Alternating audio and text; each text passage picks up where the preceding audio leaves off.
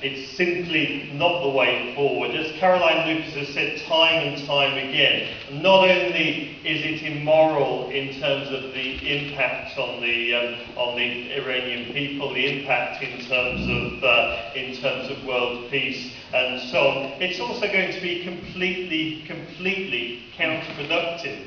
At the moment, there are a range of different voices, a range of different views in Iran. If you start trying to bomb people into submission, then people tend to unite behind a single message and a single way forward. You look at what happened in Britain when the Nazis were bombing us. That united the Conservative Party right through to the Communist Party and others.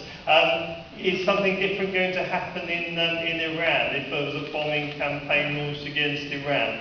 No, it's absolutely not the way forward. I think if we look back to the Iraq War, and I know that many people in the room now, there's many faces that I recognise, and on the panel as well, who campaigned tirelessly against the war in Iraq, and there was frustration felt by millions and millions of people who said they went on the marches, they campaigned, they protested to their MP, they made their voice heard time and time again. Yet at the end of the day, they were ignored. It's true, they were ignored. Public opinion was ignored in that respect.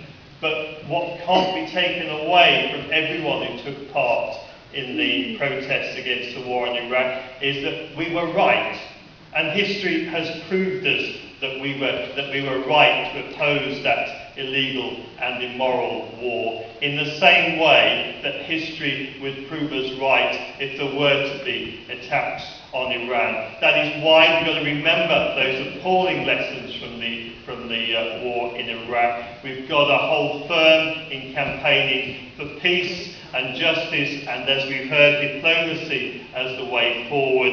If we want a better world where democracy flourishes, where human rights flourishes, where peace flourishes, where we have a sustainable future, you can't bomb people into submission, into accepting that. We've got to work through it through peace and diplomacy and solidarity. Greetings from the Green.